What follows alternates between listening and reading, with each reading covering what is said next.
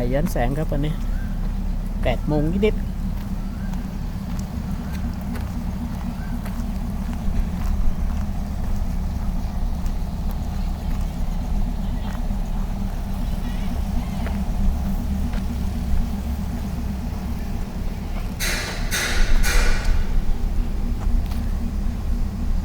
อยู่ในขั้นตอนรอท่อนบนสุดก่อนที่จะเตรียมตัวผูกโครงเหล็กก็จะหล่อเป็นกล่องเพียร์เซกเมนต์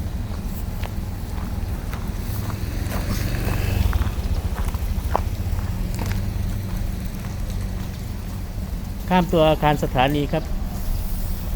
ต่อหม้อ2 ต้นนี้ก็จะห่างกันประมาณ60 เมตร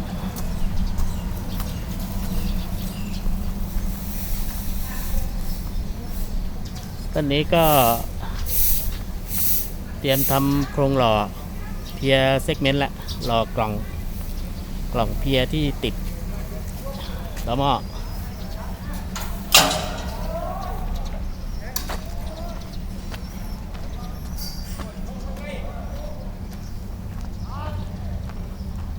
ใหญ่อลังการมาก แต่ก็ไม่เท่าตรงสถานีสระบุรีแห่งเก่าสถานีเดิม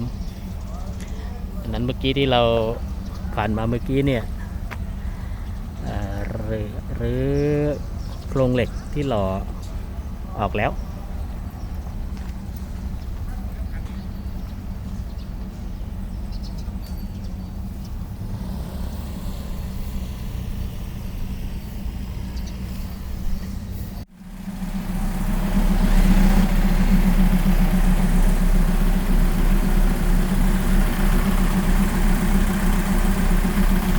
วัน340ครับแล้วกลับไปหัวลำโพงในเวลา8:45 นาที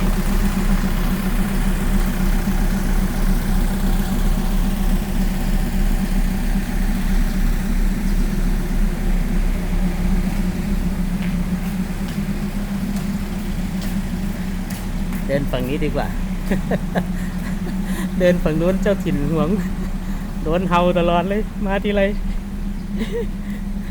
ถ้าเดินฝั่งนี้เขาจะรู้ว่าไม่ใช่เขตเขาไม่ใช่ถิ่นเขาเนี่ยครับเมื่อครั้งที่แล้วที่เรามาดูก็ยังไม่ได้เริ่มก่อโครงที่จะผูกโครงเหล็ก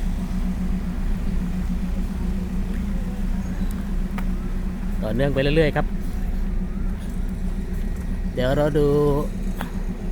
ท้ายสัญญาที่4-7เสร็จก็ดูของสัญญาที่3-1ต่อไม่แน่ใจว่าทางวิ่งนี้จะกี่รางแต่ที่แน่ๆก็รางคู่แหละ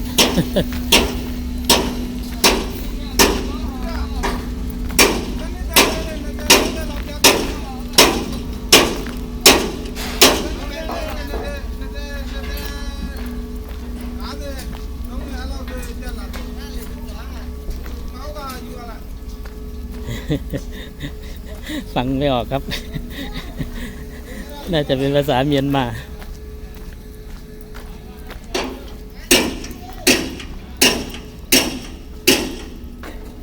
จะมีหล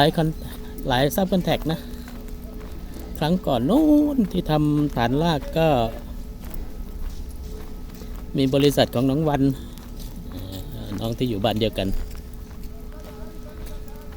อยู่ในช่วงผูกเหล็กหล่อฐานรากแล้วก็ไม่รู้ไปทำที่ไหนแล้วเดี๋ยวต้นเนี้ย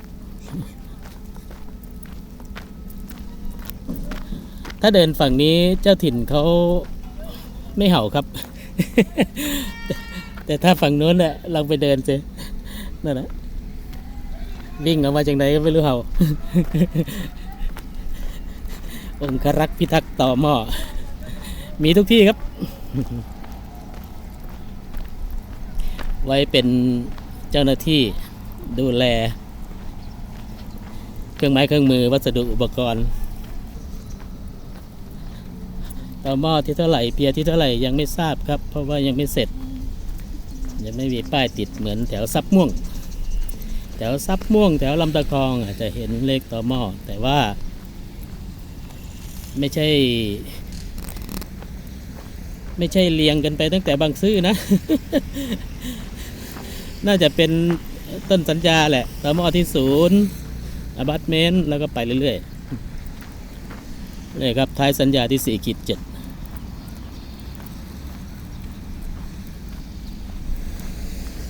ไม่นานท่อนปลายก็ขึ้นแล้วก็เตรียมตัวยกเซกเมนต์วางเป็นทางวิ่งวันนี้แดดจ้าครับแต่ไม่มีลมไม่เหมือน2 เดือนที่แล้วที่เรามาดู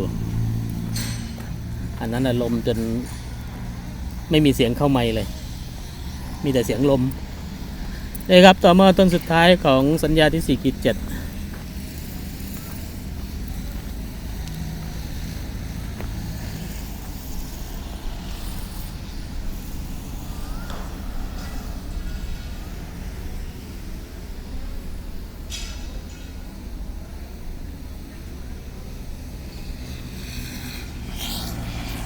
ส่วนข้างหน้าก็จะเริ่มสัญญาที่